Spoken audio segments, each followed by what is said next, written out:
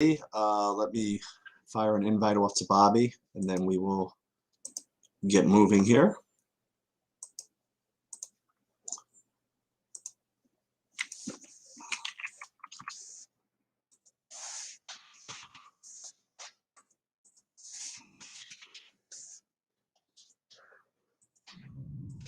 A second.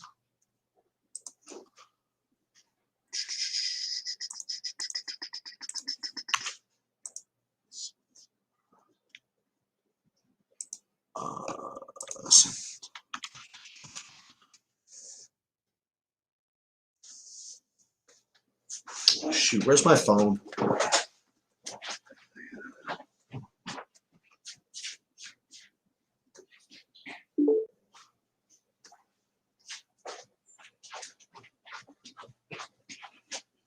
Make sure this got sent.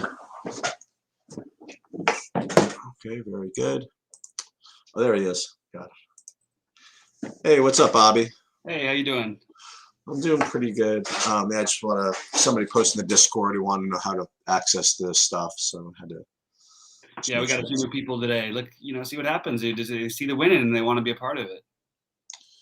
Yeah, I guess. Hope be so results oriented, but that's whatever it takes to get you in there. Hope you guys learn something and get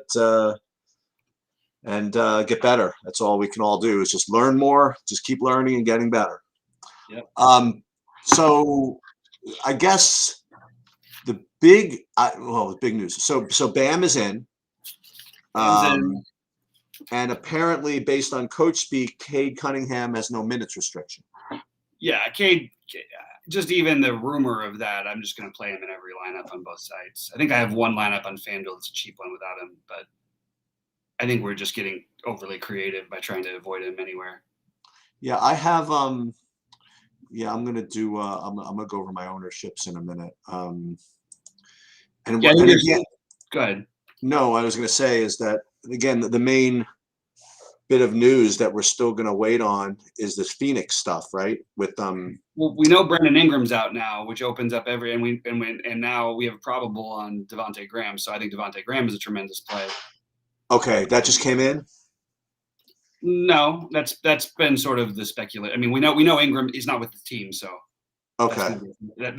I'm gonna look. There's so many pivots to go to, and these guys can all get there anyway in the later games. That I'm just gonna operate under the assumptions of what makes the most sense to me. So, are you playing anybody doubtful? I treat as out. You mentioned what's that? Anybody doubtful, I just treat as out. Right. You mentioned that you're playing Cade Cunningham on both sides. I'm not getting that much of him on FanDuel. You're playing like almost all of them on FanDuel too? Yeah, I think if you're playing cash games, he's the number one guy along with Giannis that you start with your lineups with everywhere. Okay. If he in fact has no minutes restriction, it would be the worst fade ever. Even on FanDuel at 5,000? Yeah, he's like a 8K player, 7,500 to 9K, depending on which time of the year you catch him. Okay. It's his show. He doesn't even need to score. I think he's the lock, personally, and I think people just have the numbers wrong. Okay. If he in fact has the no what's it called the no minutes restriction. If he does have a minutes restriction, you don't have to lock him in on FanDuel. But I sort of love that I don't think everyone's going to play him on FanDuel, so I'm just going to do it. Well, part of Peter's asking why so high on Bam. Your projections? Again, I don't know if you meant projections or whatever. We haven't talked once about Bam, but projections just are what they are. I have no idea where, why, but he's power forward eligible on FanDuel, which is pretty big, Let me see let me see what I'm getting of him on. I'm getting a lot of him on freaking DraftKings too. So I don't know. I'll tell you something else. I don't think DeAndre Ayton's going to play tonight. I do think LeBron is going to play. I don't think DeAndre Ayton's going to play. So I guess you can do with that what you will. But I'm into taking the break and speculating. I'm not saying I'm going to be right 100% of the time, but I don't need to be. These guys still have a path anyway. The guy who it's the biggest issue for me on DraftKings is JaVale McGee, who I currently have 75% of. Obviously, I'm not going to play JaVale McGee, but I just leave 100 in all those lineups, and I play Herb Jones, who I'll tell you right now, the minutes projection on Herb Jones I think is way underrating how many minutes he can play here. I see him at 25, 26 minutes in a couple different places. I think he might play 35 minutes. In fact, he played 37 minutes in the last game. So, who is this? Herb Jones, 36 minutes without Ingram. Yeah, I only have like one lineup with him. What I'm saying is you play McGee, and then if Ayton plays, you switch to Herb Jones. You use McGee as your in your utility spot at 3,400, leave 100 at least on the table, and then you switch to Herb Jones if Ayton's in. So do we like Herb Jones as a play though? I'm playing him. Well, I just said that's what you're doing if you're playing JaVale McGee and speculating that Ayton's out. And yeah, Herb Jones is going to start. He's 3,500. He's just played 36 minutes in the last game. He's an awesome defender. He probably gets run even if they get blown out. He's the undrafted rookie darling this year. The problem is they have a few other guys like him.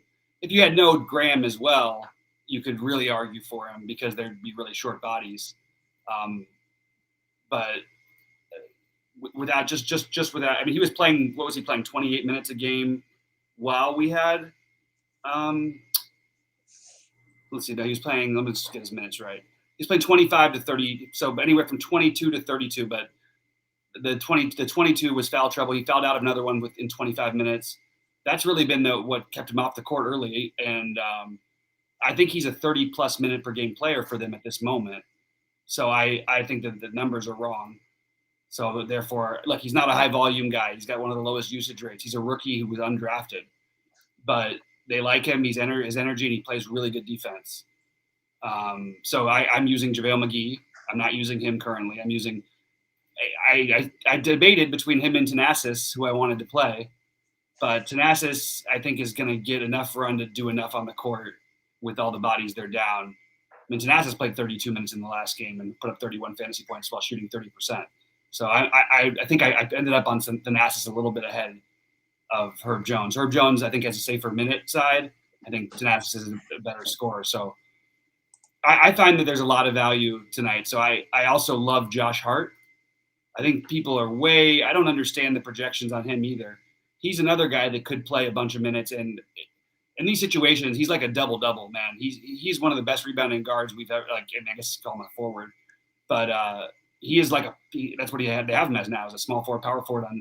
He plays Ingram's position, and without Ingram, I would expect Josh Hart to not only start but play 30-plus minutes, and at 4,900, I think he's a really good play. I have him. I know these are different prices in different positions, but I have him. At least his points per dollar or whatever, very, very similar to Devontae Graham. I like both of them. They're both in my main lineup on DraftKings, and all. Oh, is that right? Yeah.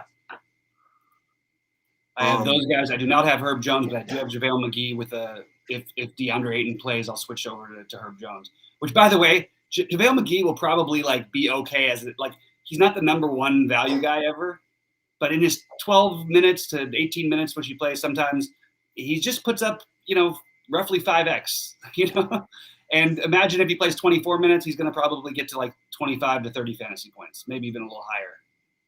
I want to ask you about another 3,500 guy, since you're talking about Herb Jones at the same position. He was just showing up for me, and I wanted to ask you about him. What do you think of Cameron Johnson at 3,300? Love Cameron Johnson if Ayton's out.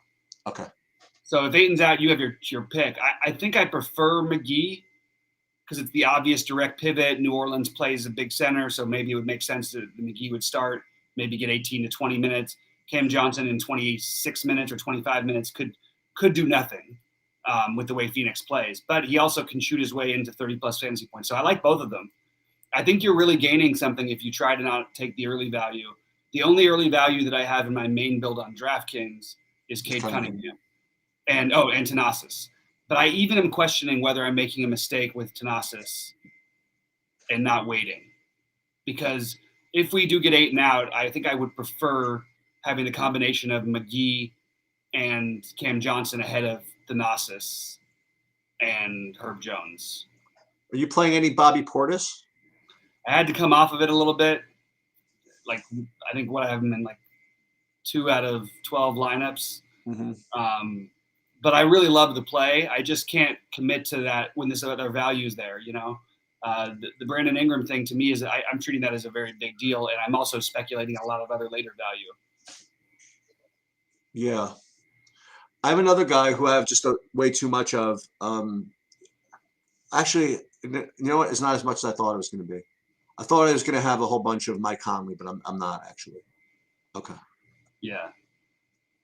I did. ended up on, you know, I like Mitchell in that game a lot. Okay. On FanDuel, though, more. I don't think I'm going to use him on DraftKings. And I even ended up with a little bit of Jay Crowder on FanDuel. But that Jay Crowder, if I want to, can immediately become JaVale McGee or Cameron Johnson.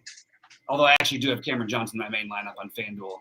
And I don't have him on DraftKings. You know what? That's where I have Conley. I have him just a ton of him on FanDuel. Yeah. I don't think I need. What's do his I price? need him? He's like 5,600, I think. Pretty cheap. I'm playing. My FanDuel point guards are Brunson and Luka, and I even have one Westbrook one. And Cunningham. I'm using him at shooting guard, but yeah, whatever. Oh, okay. Same did you thing. say Hardaway? I think Cunningham is a significantly better play than Hardaway. If we even think it's worth speculating that he gets the minutes. You basically touched on all my pretty much my player pool as far as guards go over there. Actually, that's not. I mean, I have like a 10%er of like Kyle Lowry. I have 10% of like Jordan Clarkson. There's a bunch of guys who are definitely valuable, so I can understand it. I'm just going very simple. Right. I hate. Look, I gave all the reasons why I was hesitating on the Luka play now, and now I have him. He's in all my big buy-in stuff. Nice. Because I just don't see any reason that he doesn't score like 50 fantasy points, even in a game that's a tough game like this. In fact, the tough game actually makes me like him better.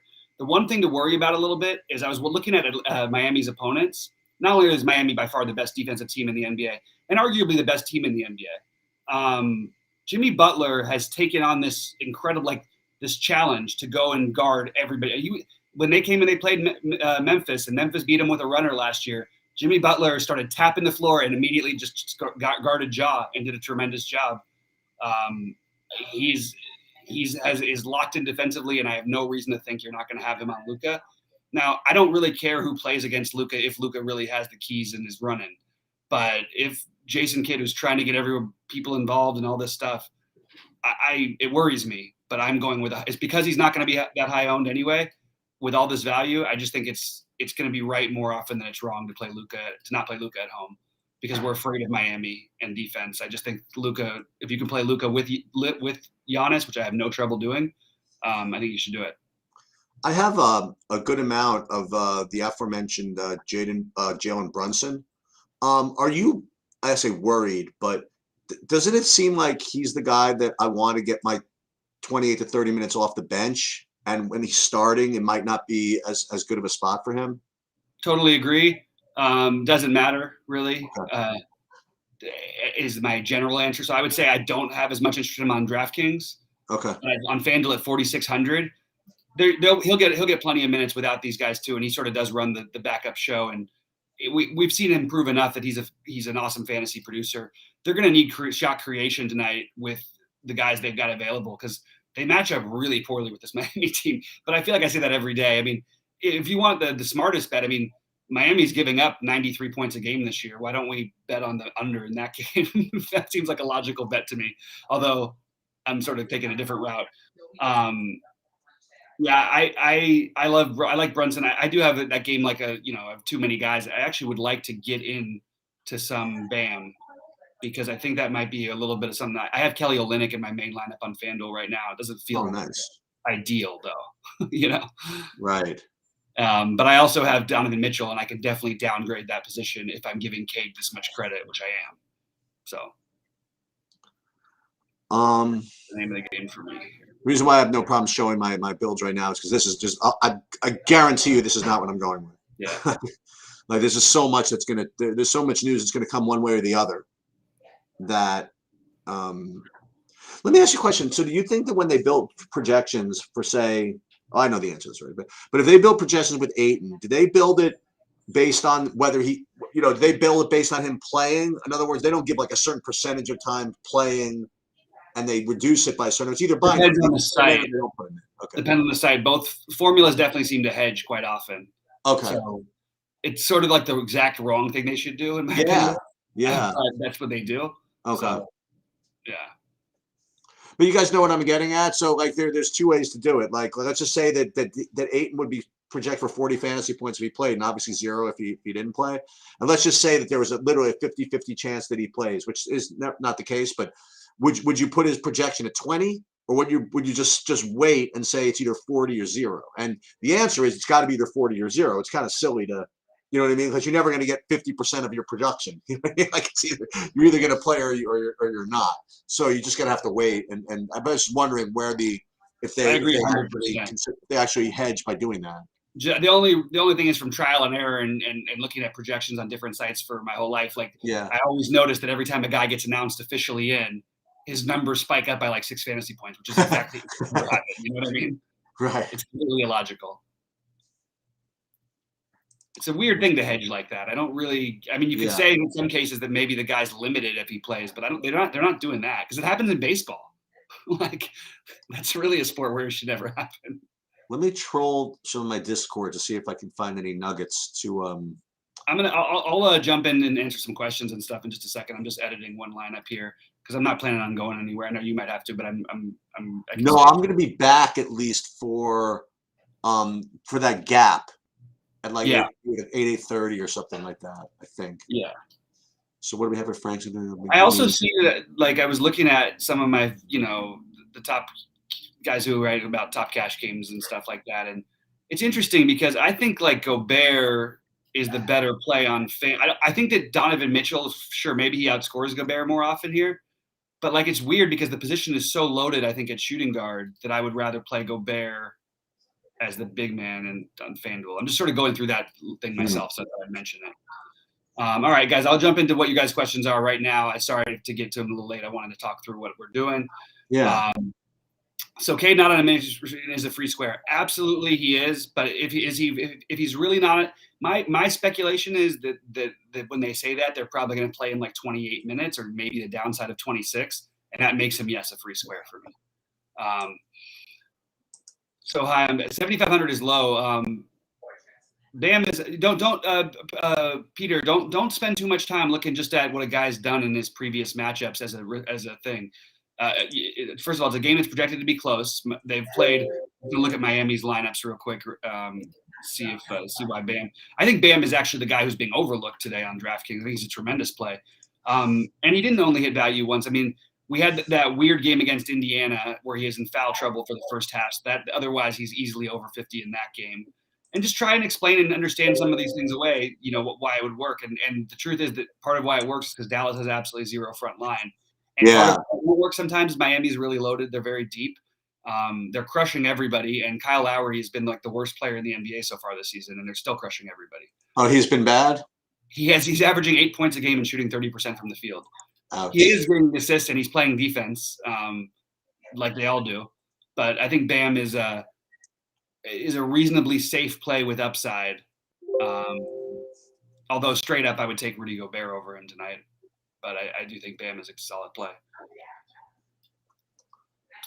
So that sort of answers a little bit of that thought. Thoughts on Jalen Brunson with him starting today? Like him a little bit less, but think he's still a great play. Brunson, in my opinion, on FanDuel would be a cash game lock, not on DraftKings for me. Sheets, would you agree with that? I know you don't play cash, but 4,600 in FanDuel seems like a good cash game play. Yeah. Okay. I agree with that.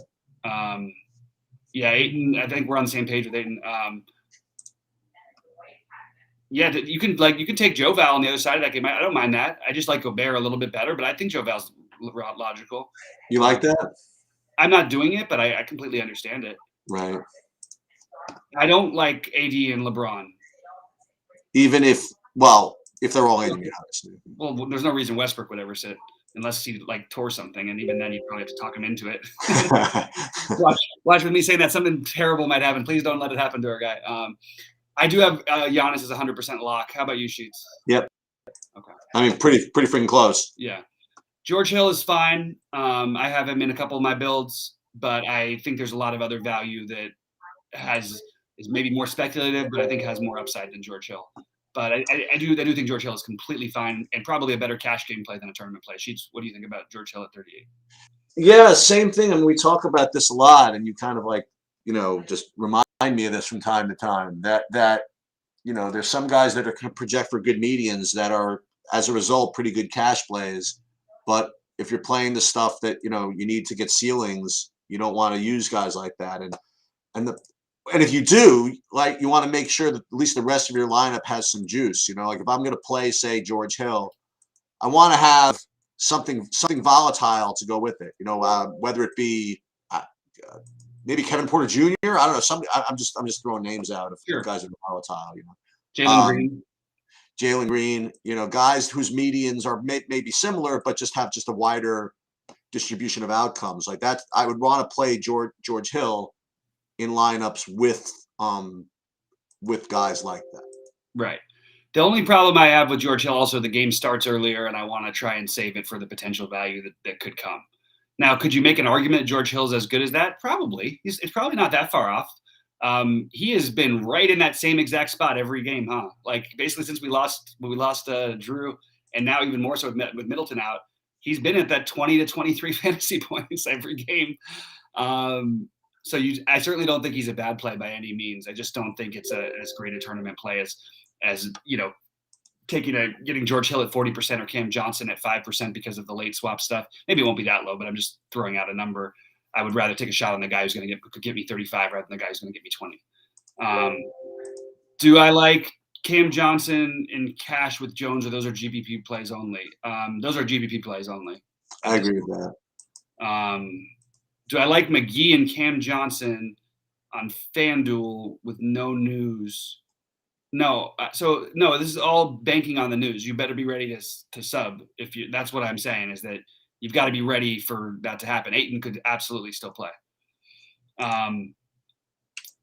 Yeah, go ahead. I think if you feel safer with Hill, you can go ahead and play Hill. I think there's nothing wrong with that. A volatile guy like Hero, I think that's I mentioned him in our video earlier. He looks great and he's taking shots, so I don't have any problem with that. Not my favorite way to run, especially against a Dallas team that sort of plays a little on the slower side. But I think he's fine. I think I like that a little bit. Adam says if using Herb Jones, he's cheap enough that probably not. Wait, but there are any players directly takes production from him if he does well? Oh, does he take? So you're asking if he takes pressure? Yeah, we need to make these questions a little. So I think the best way to phrase that, Adam, would be like, does he take pressure off of? Does Hart or Walker take away from him, or vice versa? And that's Walker. Which Walker are you talking about here? Am I missing a Walker? Nicole Alexander Walker. Oh yeah. I'm sorry. Yeah, we'll call him Nah from now on. NAW. Look at me throwing out a basketball player. Pretty good, right? But no, it was great. I just never have. It's because it's not his last name. Like you can't look up Walker; he won't show up. You know what I mean? Right. He'll only show up if you look up Alexander. And then you have Shea Gilgeous-Alexander who goes the other. You know what I mean? And they're cousins, of course. All right. So to answer that question, Herb Jones doesn't really take away from anybody just on his face. Theoretically, if he's making a few shots, he'll take away from somebody at some point. That's pretty much all I got there. You might end up seeing a really weird lineup out of New Orleans tonight, and just they do weird things, and they've got Satoransky still there, they've got Garrett Temple still there, so I get why Herb Jones doesn't need to be played, but they are starting him, and he did play 36 minutes and play well in the last game, so he gives himself an opportunity. Again, I'm not playing him unless I have to pivot off of JaVale McGee, and even if I was doing that, I probably would prefer to do it to Cam Johnson. I'll tell you, if you run any kind of freaking optimizer, Mike Conley's just freaking ridiculously cheap on FanDuel, like I was talking about earlier. I mean, you don't have to play him, but I'm just saying. Right. I'm just trying to find out where he is 5,500. I mean, that is kind of crazy price-wise. He hasn't had 30 fantasy points in a game this season, for what it's worth. They didn't lose anybody. They have everybody still there. You know what I mean? Yeah. So it's the perceived. People are perceiving him, I think, more than he actually is involved in the offense. He hasn't had more than 5 assists in the game. What do you do with Dwight Powell? I have a tiny little bit of him. I think he's fine though. I mean, they're going to need to play him minutes, and when he plays, if he plays 30 minutes, he should put up 20 plus fantasy points. And you still like Michael Bridges a little bit? I do like Bridges. I should have got to that question. I do like Bridges a lot. I actually was thinking about like even one build I had leaving money on the table, but I prefer Buddy Hield because I think there's upside for him over Bridges. Ooh, I haven't heard that name all season. You know what's funny is he's actually had a good season. 3 out of the 5 games he's had, he's crushed it, or he's beaten his value. Only crushed it once. He's going to shoot the ball double-digit times. He's going to give yourself a chance against Utah. That's good enough for me. I mean, that's everybody's perception of Utah. It's too much based on general overall team numbers. When you get a guy who's either a dominant offensive player, like if you look at all the top scoring performances over the last years, I guarantee you three out of the top 10 every year are against Utah, at least. Really? Partly, yeah, because good defense, that's what happens. Last year, I think Giannis put up 89 against them. I know Westbrook put up 97 in one game 2 years ago. Or was it 94, somewhere around there. Harden put up 95 against them. Lillard put up 75 against them in a game. Because it forces, when you have a good team defense that rotates, it forces the better players to have to take more control. Right. They switch everything, and then they count on everybody rotating. Now, if you're a good enough one-on-one player, you're going to be able to exploit that. It also makes the guys who are shooting from the outside, if they get hot at all, they're going to keep trying to find those guys more and more. I still feel like Buddy Hield is a little bit, doesn't feel like the greatest play in the world, but I do think there is enough upside for him in this matchup. And I'd have to double check his history against Utah, but I thought it was pretty good, actually. So to answer some questions that people have had, and people always do this, like whenever, if ever cash big in something or whatever, because I'm pretty vocal about, that I use a combination of projections and SaberSim and takes and stuff like that. I want to address this because someone says, so you're just putting your projections in and just running with the lineups? Dude, I just want to tell you exactly what I'm doing it right now. Like I start off with my projections and I throw them in SaberSim and I come up in lineups. And then what I'm literally doing is I'm talking through this with Bobby and thinking about this and getting your guys' takes or whatever. I'm literally manually adjusting guys down and up based on what we're talking about. Like if I'm seeing here and I'm seeing that I'm getting George Hill in like 80% of my lineups, for example, and we start talking about it, I'm reminding myself he's really not a good GPP play. I'll like throw him down to 20% or something like that.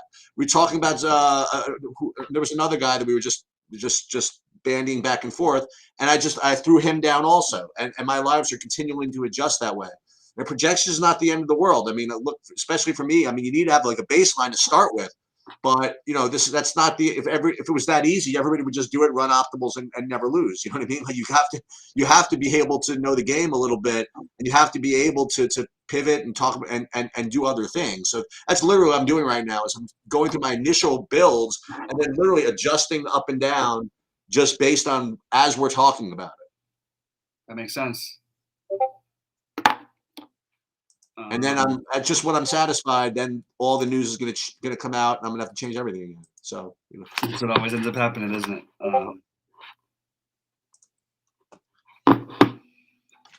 All right. Looking at what else we got here. I'm really struggling with this last spot on DraftKings thing. Sort of tempted to try Jalen Green instead of Buddy Hield, so I can do that. And you can all. And what did you say that Green? Listen to his shooting. He put up 24 fantasy points in 30 minutes. He was 3 for 16 from the field. He was 4 for 16 in the game previous to that for 17. But then he was 11 for 18 the game before that, and he put up 48. You know what I mean? This is the range of outcomes you're going to have to deal with rookies like that. And I usually want to be on the side of playing those rookies. Yeah, I think I would prefer Jalen Green over those other guys, especially factoring in ownership and everything. But my builds are funny today because I'm building knowing that I'm going to have to make swaps. Yeah. I'm not building. My lineups right now are not. I could show you what they are. They're not going to be what my lineups are. That's just what I said. I mean, before I said I have no problem showing you all my DraftKings lineups because it's just not going to be the same anyway. Right. Thoughts on Jeremy Grant? Not for me, but I get it. You could argue maybe they really put their best foot forward in this game and like leave Jeremy Grant out there for like 38 minutes with Cade to try to make Cade's first, big game of, when they did win their first one with Cade that he played in actually. But I just can't quite get to Jeremy Grant, especially because Cade does technically take away from him, and they've also made Jeremy Grant more expensive than he's been all year long. I want to see what the GPP looks like on Yahoo tonight. See what the first prize is. If it's 10 again, I might do it. Let's see. I'm gonna answer Triple J's question while you're doing that. Am I playing Cunningham and Olynyk together ever? Yeah, sure. There's nothing horrible goes either way with them, but I don't think it's ideal. I'm trying to get off my Olynyk right now. Well, I'm just curious what it is. Grayson Allen's in, so is Giannis, which is That's a good sign, I guess. Oh, it's the calm before the storm. It would have been so funny if we had to take Giannis out after all that. And Giannis is out, which basically just means we spent hours on doing absolutely nothing. Yeah, that's the NBA, right? If that ended up being the case. In case anybody's playing Yahoo, I just want to tell anybody what looks good on Yahoo after doing my builds here, which I'm going to do in 2 seconds. So right now I would have nobody locked in over there. You usually have someone locked in on Yahoo. What about Giannis? Giannis is the closest thing. He's 90. I have 90%. I would have 90% of him. How much do they make Cade over there? That's a good question because I don't have him. Not popping up. They might have just gotten ahead of it. Yeah, I don't have any of him, so I got to see what his price is. I guess. Let's see. What team is he on? Detroit. He is. He's 27. So 27 makes him the same as Rashad Holmes, Jeremy Grant, Harrison Barnes. Yeah, probably closer to where he should be. Right. But still not where you want, I guess. Right.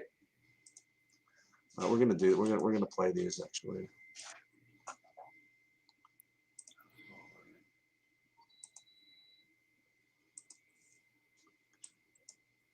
Yeah, this is pretty good. So I started this off with 200 at the beginning of a football season, and I just literally played 20 lineups in football, 20 lineups in basketball, whenever I get around to it, and it's up to 710. And that's my Yahoo account. So it's a pretty good return, man. Yeah, 100 up to 910 because I'm in for 200 today.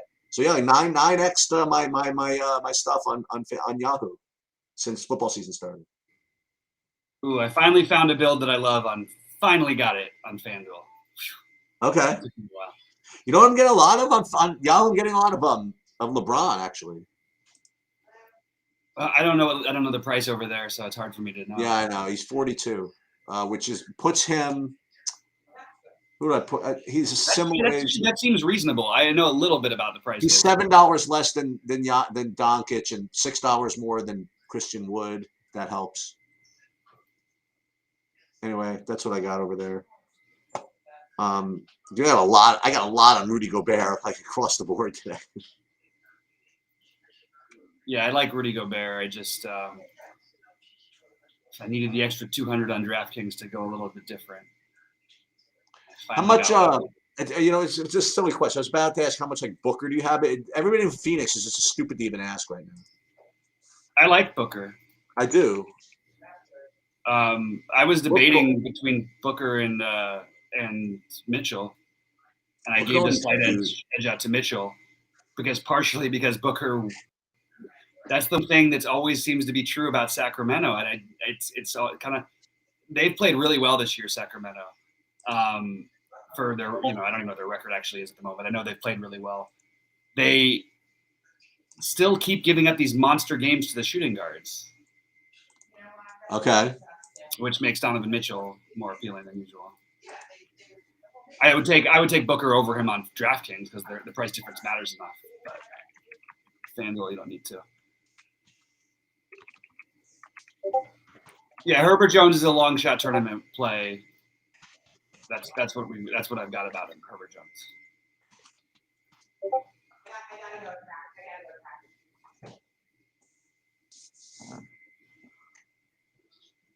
it seems like they're starting to bring some more people in this mix in the rotation in New Orleans, even without Ingram. But I think Devontae Graham is a tremendous play. I just want to keep reiterating Devontae Graham and Josh Hart are the guys I'm rolling with. And I have no problem with Joe Val if you want to go that route. No problem at all.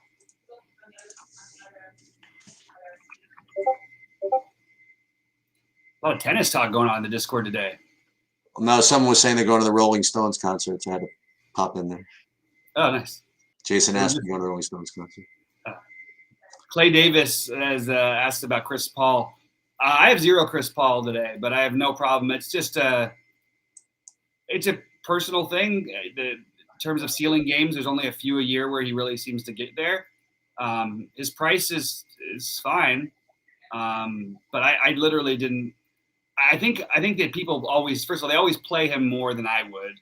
He's always more of a cash game play, and he's fine. But if you're asking me Chris Paul versus, which basically it is, Donovan Mitchell on FanDuel, I'm going to take Donovan Mitchell every time. So I'll give you guys one public PSA, public service announcement. So on Thursday, I mean, if you guys are interested, I'm like I said, I'm pretty good at DFS. I'm pretty good at poker. Pretty good at a couple of things. And I encourage you to take my advice on DFS, and learning and things like that. But on Thursday, I'm going to be posting my an analysis video on the Breeders' Cup for this weekend, and that's almost certainly the biggest edge that I have over anything on the face of the earth, with the exception of teaching the bar exam, which is something different. So if you are interested in playing the Breeders' Cup, and it's the one time in the year, there's like 3 days out of the year where I can post my takes and it won't affect my price. And the Breeders' Cup is one of them. So if you guys are interested, I'm going to do it free for you guys. I'm going to put a video out on Thursday that's going to include both the Friday slate and the Saturday slate. It's going to be the opposite of what I do for DFS. I'm not going to be teaching you how to pick winners or anything. I'm just literally going to tell you who I like and what you're supposed to bet. Not going to get into why, if, that, and the other thing. It's just not enough time. I'm just going to just tell you who I like, what price I think you should be betting on, and where I think you should be passing. And let's just put it this way, if you're going to bet the races, I strongly encourage you to listen to what I have to say. If you weren't going to bet, if you feel like degenning it up, that's fine too. But I'm going to be putting this on YouTube on Thursday, and I'll post a link to it in the horse racing part of Discord. Awesome, man. That's great stuff. It's worth it, guys. Take a look at that stuff. This guy knows his stuff, I swear. I did want to answer a couple quick questions of these guys. Triple J asked about a pivot off of Olynyk. I don't think there's an exact pivot. So always please try to say sites because it's hard for me. There's no exact pivot on FanDuel, but on DraftKings, like if it's in your forward spot, then you can switch it over to. Buddy Hield's 5,800 as a forward. You want just a forward or center? Like I need to know more information, I guess, on that one. And then John Jenkins is asking my latest feeling on LeBron going tonight. My latest feeling is that he probably plays. He had sent a tweet out late last night. I believe it was late last night. May have been a little earlier, but saying that he is excited to be back and playing basketball again or something along those lines. I don't remember exactly what it was. It's enough to read into. LeBron's a pretty easy narrative read, Sheets' best thing might be that, but that's usually one of my better things. And my guess would be that he plays tonight. Now, there's always a chance with the Lakers that you might see someone sit, but I would guess that LeBron plays.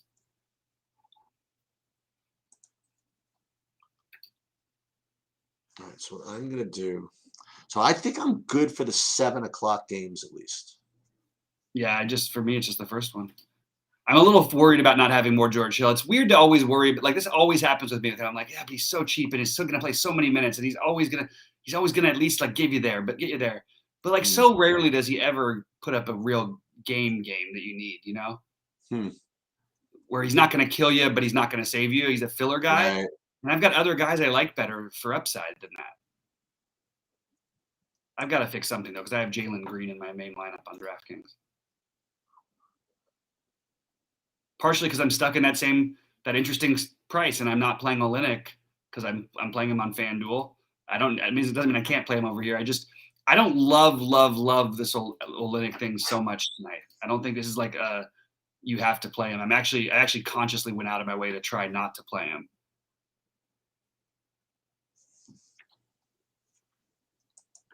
All right, so what I'm going to be doing, just so you guys know, I did this when I had time the other day, and I promised a few NHL people that I was going to do this. One of the problems with playing NHL is that there's line changes that just come in like right at the last 15 minutes, and it's usually right during the NBA. So I just can't change it. I just don't have time. But what I'm gonna do. I did this when I won the big slate last week. It's exactly what I did. I waited till like 15 minutes before, and I changed everything. I rebuilt everything and got my lineups in with like literally 8 seconds to post. And took the whole freaking cheese. So as long as I'm good with the 7 o'clockers, I'm gonna that's what I'm gonna do for the next like probably 10 minutes. You guys are free to hang around and watch and just kind of like troll me struggling over that. But that's what I'm going to be doing. I'll answer questions if like Bobby, if you could talk them out. You know what I mean? I just can't see it in the Discord right now. That's all. Yeah, I got you. No big deal. I do want to point out, like so you're saying you want a power forward pivot. So there's no power forward pivot. There's not even anybody in the same price tier as him really on DraftKings. So you just have to rebuild your lineup. You don't play Olynyk then if you really don't have another option in his price range. So that would be my answer to that. There's less reason to think Olynyk would get more run tonight than there is most nights. There's less reason to think he would get more. Less reason for him to get more run tonight. They don't need to play big. They've already got other forwards. They have another body out there with who's going to eat up minutes and usage in Cunningham. I have a question for you. I'm asking you for a reason. What team does Semi Ojeleye play for? Why? What is the reason? What teams he play for? Off the top of my head, I would have said Boston. That's why I don't like the question because it's not. He's not on Boston. Well, obviously not, but I don't know, and I would never. I don't know why. Someone just looked it up for me. He's playing tonight?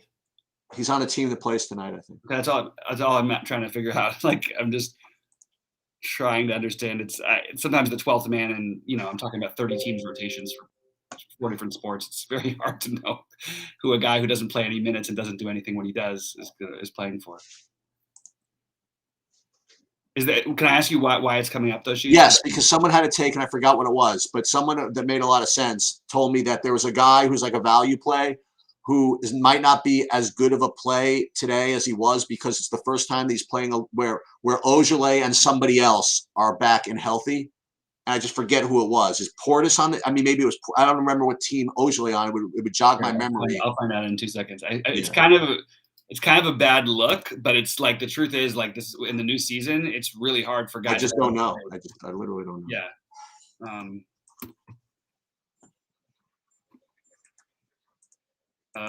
Projected to play 0 minute. I'm projected to play 1 minute for 2 minutes for Milwaukee. So it is for Milwaukee. Okay. Yeah. Okay. And they were saying who wasn't as good of a play. Now Portis might not be as good of a play because it's the first time that he's playing when Ojeleye and somebody else that might compete for his minutes are in the game. Laura and Thanasis. Yeah, and Thanasis maybe. Yeah, I don't see Semi Ojeleye as being any factor in that one. Okay. I mean, Portis isn't going to lose minutes to that. He's not getting as many minutes as he was going to get because he's coming back from an injury. Okay. So I don't think anyone's taking anybody's minutes away. Okay.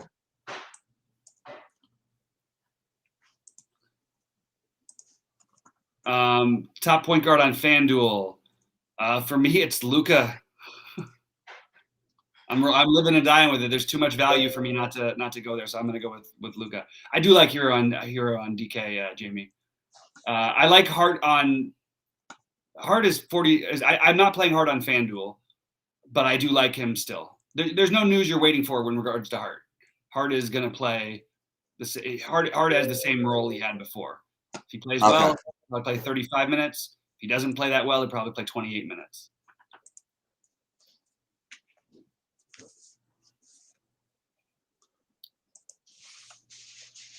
Yeah, they went with Thanasis, so that makes me feel a little better about my Thanasis play. Who went with him? The Bucks started him.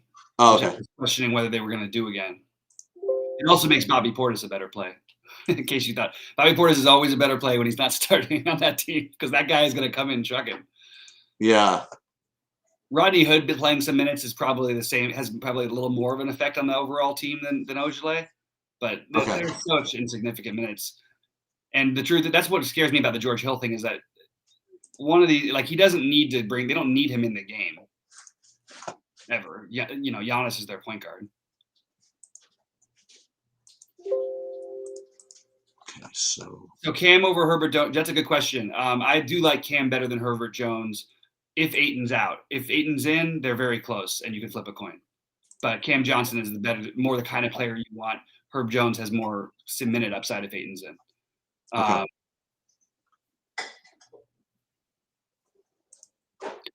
Why is Bam out? Is he truly out? Bam's fine. He's hurt a little bit. It's nothing you should be factoring in to your things. NBA players, unless they're like team coming back from an injury, they generally are there to play. Not everybody, but that's for the good players. For the great players, or a guy like Cunningham, who's rookie and never played, then they might take it easier on him. Noir or Thanasis, I never thought once today about playing Jordan Noir. So no. Now, could he do it? Sure. I think he's more likely to score 5 fantasy points than 20. It's not good. Not really 5. I mean, what's he been putting up? He put up 7 in each of the last 2 games. That's right where I would. Now he'll probably get 14 or 15. But you got to remember, even without Bobby Portis and without Thanasis starting over him when he was starting, you know, he didn't have the one opening night 29 fantasy point game. He only scored 20, 23, 17, 7, and 7. It's like the more players they lose, the worse off he is because they're not losing anybody at his position. He's always got a way to shoot his way into it, but I would definitely prefer Thanasis. In fact, I'm going to guess Thanasis is probably shot up as a better value even than he was, which he already was a really good value.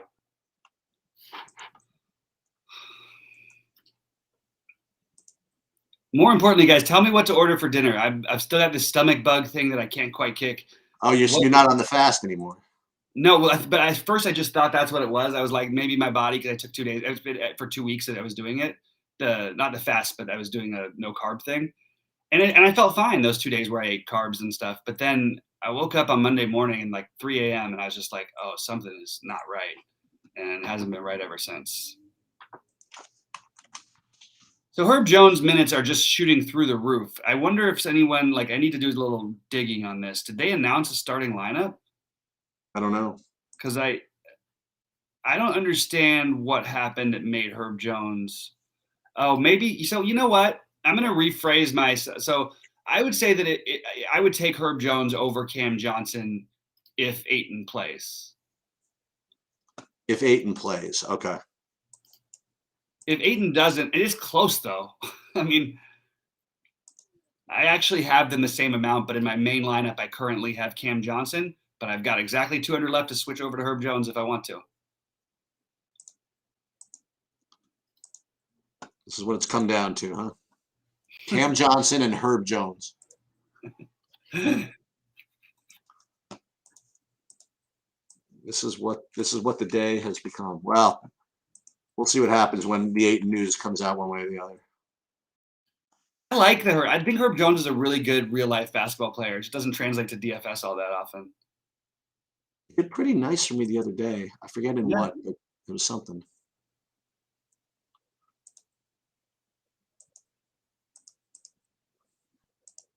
That's going to end up being a decision point for me in my big buy-in one. Okay. Well, we got to figure that out then. I'm got to leave 200 on the table and see what, but I don't need to have Jalen Green in the mix. And that is what I've currently got right now. I do think he's a really interesting tournament play though. When Jalen Green is going to be unowned on these small slates, what's he going to be owned tonight? Like 10% probably? Yeah, barely. Yeah, I think that he's a really interesting play. I mean, Christian Wood is a really interesting play too, by the way, but I don't want to rebuild myself that much. I like my general core of my build. part of my decision making is that, and keeping Johnson over Jones for right now is I have 3 other Pelicans in my lineup. Or 2 other Pelicans in my lineup, and nobody from Phoenix. Yeah, it feels weird to play Jalen Green over Mike Conley, Buddy Hield, and Kelly Olynyk here. I still think he's a better play than they are. I'm not going to budge on this one. I'm going to keep it the same. Yeah, I'm gonna be doing a lot of budging in like a little while. Yeah. Yeah, I still like Brunson starting more on FanDuel than DraftKings. You heard, by the way, that what's his name got COVID, right? The Middleton. Oh yeah. Thoughts on J-Val if Ayton plays? I don't think Ayton playing affects J-Val hardly at all. I actually really don't. I think yes, of course it's better to play against JaVale McGee than DeAndre Ayton, but I don't worry about it enough with Valanciunas. I prefer Gobert, but I like Valanciunas. I always like Valanciunas, and now he gets minutes.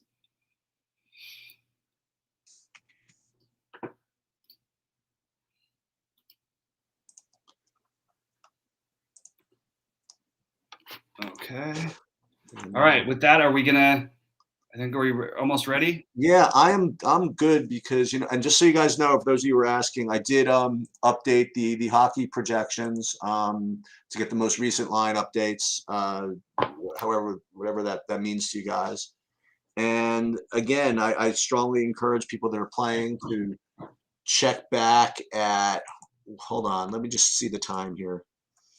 So I will make sure that sometime before 9:30.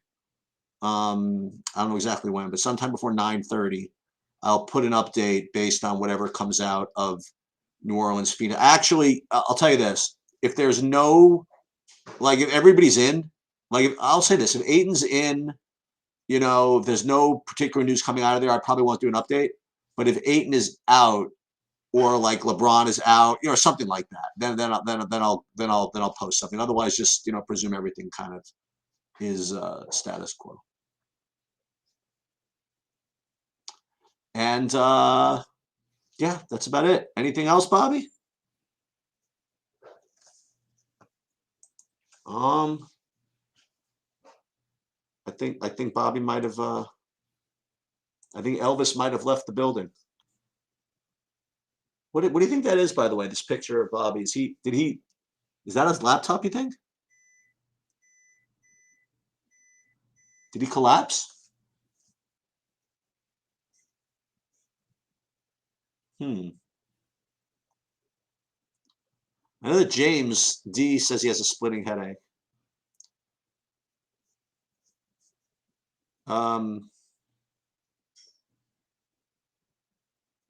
You still like Brunson with him starting Bobby and Sheets? Sure, why not?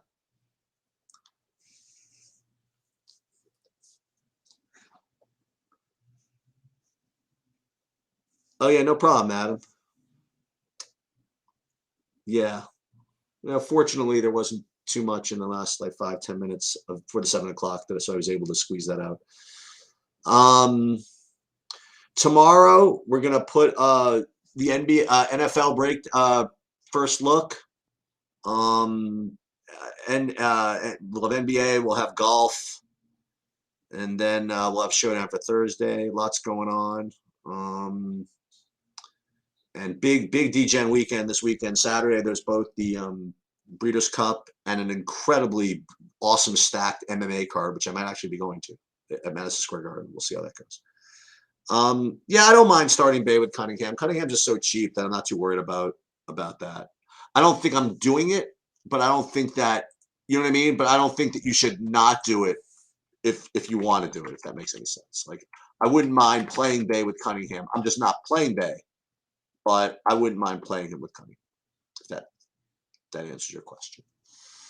All right, and the NASCAR final also. Well, that's Wednesday. Wee. All right, lots of action. No, Wednesday? Oh, wait. When's the NASCAR? Oh, let's go Bublick. I don't know when the NASCAR one is. Let me just see. It's Wednesday? That's tomorrow? Oh, you said Wed. Oh, okay. Oh, Sunday, okay. I have nothing else going on Sunday. And real quick, just so I'm not don't get accused of not saying what I'm doing. I am playing the MLB Showdown tonight. I do want to win the last one before the season ends. And as you might imagine, there's just a whole bunch of 5-1s. And yep. And I have some Garcia in the captain. I have some Fried in the captain. I got all kinds of baloney in possibly in the in relievers coming out. I have 25% Chris Martin. We'll just see what happens. This is a great lineup. I have a total Houston stack with one Chris Martin as the 5-1. That's the one that's going to win. Anyway, good luck everybody, and yeah, that'll do it. Oh, who do I leave?